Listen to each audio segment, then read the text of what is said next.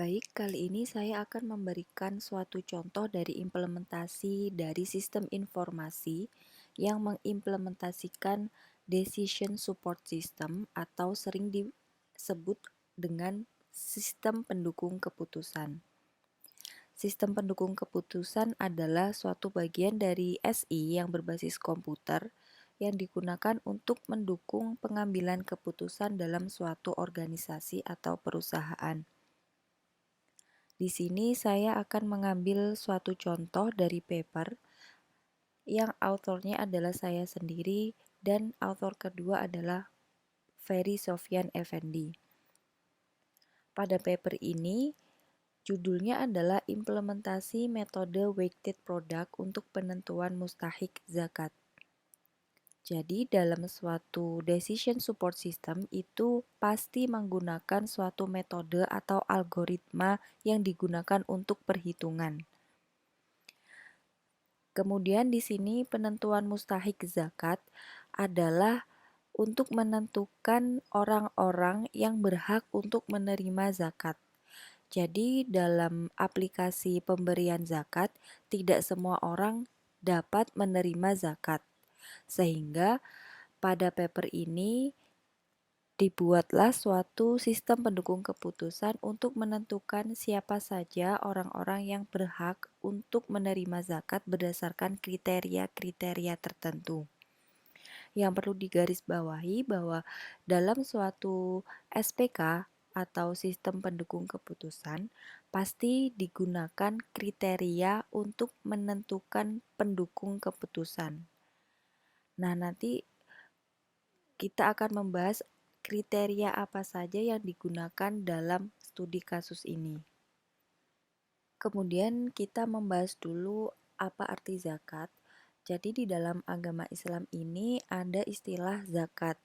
Zakat merupakan bagian dari harta seseorang yang sudah melampaui batas nisyab, maka orang tersebut wajib untuk menyerahkan minimal 2,5% dari harta tersebut kepada orang yang berhak menerimanya atau disebut dengan mustahik zakat.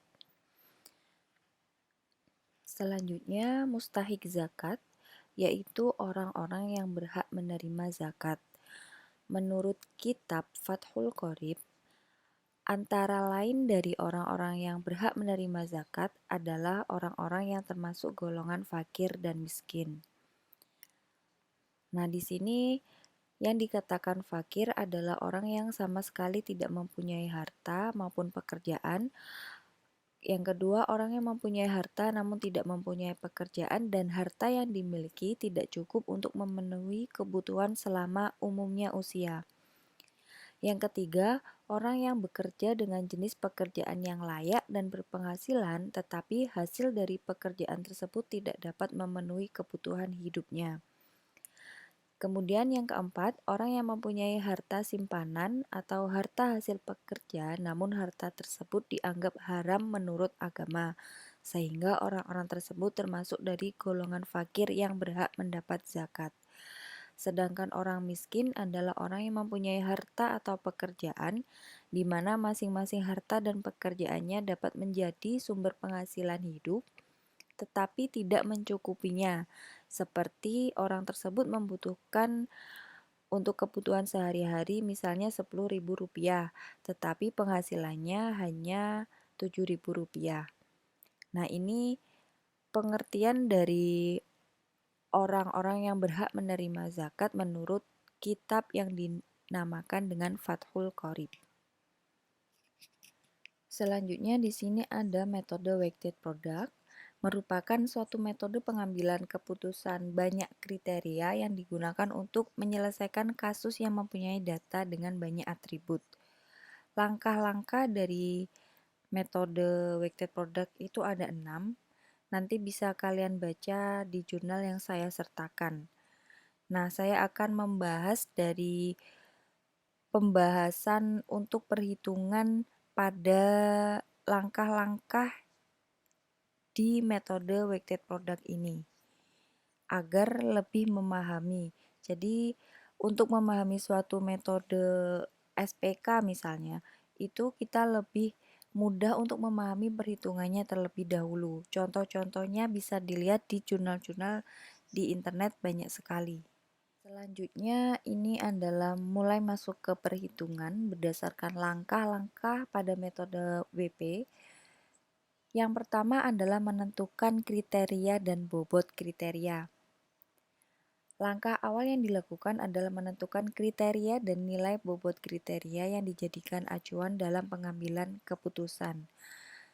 Pada tabel 1 merupakan kriteria yang digunakan dalam penentuan mustahik zakat. Jadi, dalam penentuan mustahik zakat, ditentukan kriteria sebanyak 5. C1 merupakan tempat tinggal. Jadi, kriteria pertama adalah tentang tempat tinggal. Kemudian kriteria kedua adalah penghasilan, kriteria 3 status pekerjaan, kriteria keempat jumlah tanggungan. Jumlah tanggungan ini adalah berapa banyak anggota keluarga yang menjadi tanggungan dari orang tersebut.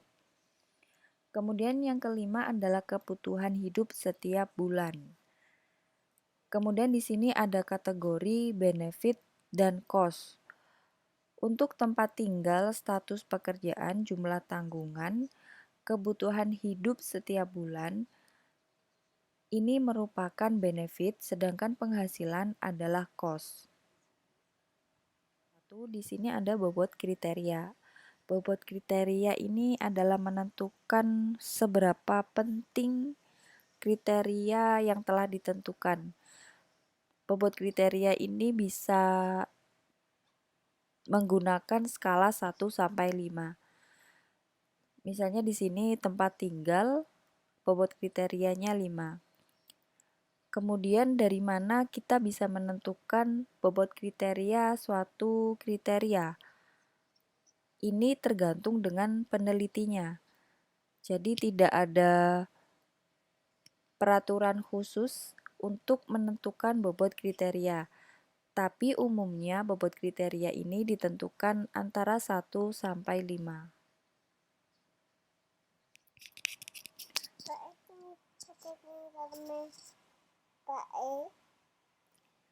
Langkah kedua yaitu menentukan nilai skala dari setiap kriteria. Pada tahap pertama tadi sudah menentukan kriterianya. Kemudian langkah kedua yaitu menentukan nilai skala dari kriteria tadi. Misalnya C1 adalah kriteria tempat tinggal. Nah, di dalam kriteria tempat tinggal kita menentukan kualifikasi apa saja yang akan kita berikan di kriteria tempat tinggal. Misalnya kualifikasinya untuk tempat tinggal tidak punya tempat tinggal, kemudian menumpang, mengontrak, mukim dengan keluarga, milik pribadi. Kualifikasi sebanyak 5 ini kita tentukan skalanya masing-masing. Misalnya di sini milik pribadi skalanya 1. Berarti dari keseluruhan kualifikasi tempat tinggal, apabila seseorang mempunyai tempat tinggal yang punyanya dia sendiri, maka nilainya akan menjadi 1. Jadi kesempatan untuk mendapatkan zakat itu akan lebih kecil dibandingkan dengan seseorang yang mempunyai tempat tinggal tetapi masih menumpang. Karena di sini skalanya 4. Jadi antara milik pribadi dengan menumpang nilainya akan lebih banyak yang skalanya 4. Selanjutnya penentuan skala kriteria diselesaikan sampai kriteria kelima. Kemudian langkah ketiga yaitu memasukkan data alternatif mustahik zakat. Data alternatif mustahik zakat ini adalah artinya data untuk calon mustahik zakat. Bisa dilihat pada tabel 7 merupakan data alternatif mustahik zakat. Selanjutnya, langkah keempat merubah nilai kriteria alternatif. Jadi, nomor 1 sampai 10 untuk data alternatif. Ini kan masing-masing mempunyai kriteria datanya ini masih mentah. Tempat tinggal untuk alternatif A1 yaitu menumpang, penghasilannya 1.200.000, status pekerjaannya serabutan, jumlah tanggungan anggota keluarga sebanyak 3, kebutuhan per bulannya sekian.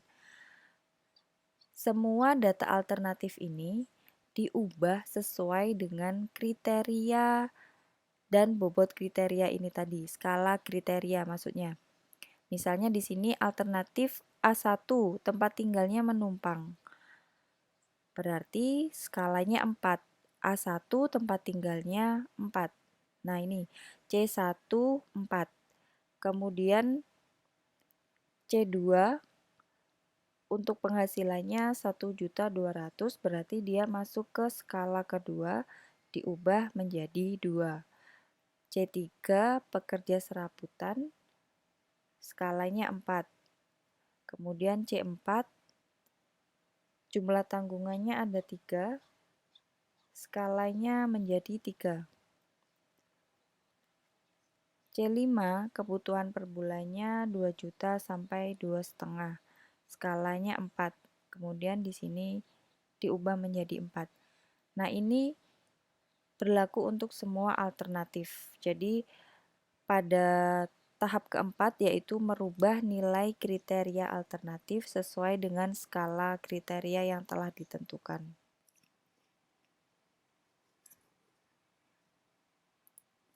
Selanjutnya langkah kelima yaitu menghitung normalisasi bobot. Untuk menghitung normalisasi bobot, jumlah normalisasi bobot harus memenuhi persamaan 1. Sehingga W sama dengan 55443. Ini diambil dari bobot kriteria pada tabel 1. Nah, ini.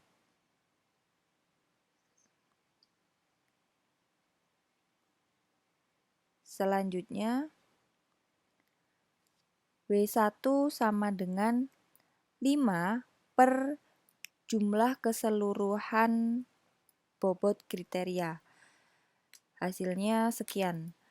Jadi semua masing-masing W1 sampai W5 ini bobot kriteria masing-masing W dibagi dengan jumlah keseluruhan dari W yang di sini. Nanti kemudian apabila dihitung antara W1 sampai W5 hasilnya adalah 1. Ini untuk langkah kelima. Selanjutnya untuk langkah keenam yaitu menghitung vektor S. Vektor S dihitung dengan persamaan 2. Coba dilihat untuk persamaan 2. Jadi nanti dalam perhitungan vektor S, pangkat untuk kategori benefit akan bernilai positif, sedangkan pangkat untuk kategori cost akan bernilai negatif. Pada perhitungan vektor S ini akan menghitung menggunakan normalisasi bobot yang dihasilkan pada langkah kelima. Langkah kedua. Jadi untuk persamaan keenam menggunakan rumus seperti ini. Rumus ini adalah untuk menghitung alternatif semua. Jadi untuk persamaan kedua adalah menghitung seluruh kriteria untuk alternatif. Jadi per kriteria, bobot kriteria dipangkatkan dengan normalisasi bobot kriteria yang telah dihitung pada langkah sebelumnya. Contohnya seperti ini.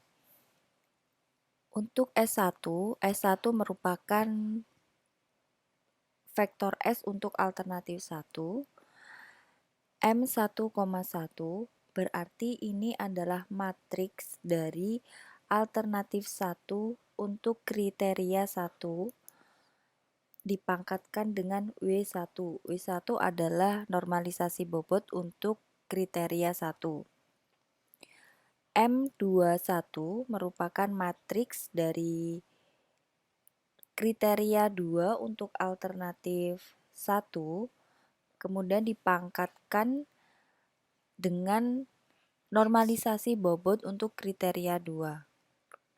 Pada perhitungan vektor S ini yang perlu digarisbawahi, kalau kategori dari kriteria itu berupa benefit, maka pangkatnya berupa positif. Kemudian apabila kategorinya berupa cost, maka pangkatnya berupa negatif seperti ini. Jadi seluruh kriteria per alternatif ini dikalikan semua, akan menghasilkan nilai seperti ini. Ini akan berlaku untuk seluruh alternatif.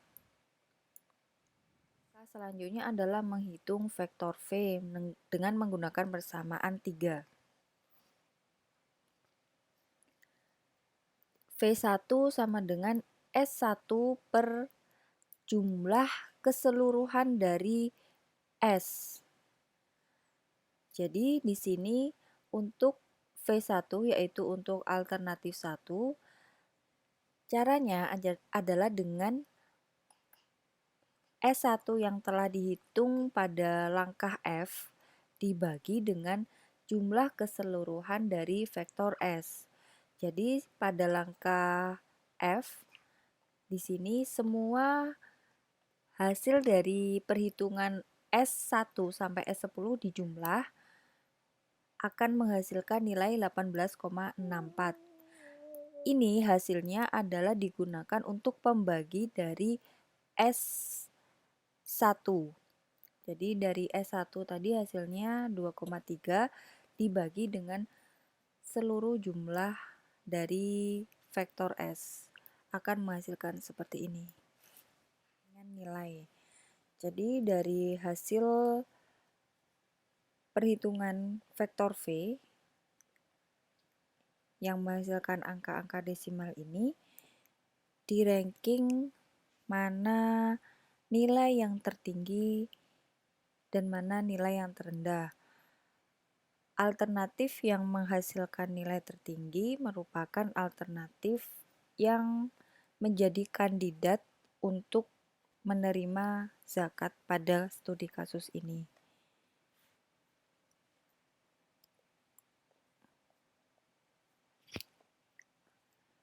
Nah, hasilnya seperti ini. Jadi ini adalah salah satu contoh implementasi suatu sistem pendukung keputusan untuk sistem informasi penentuan mustahik zakat. Tapi di sini tadi saya hanya memberikan contoh untuk implementasi perhitungannya.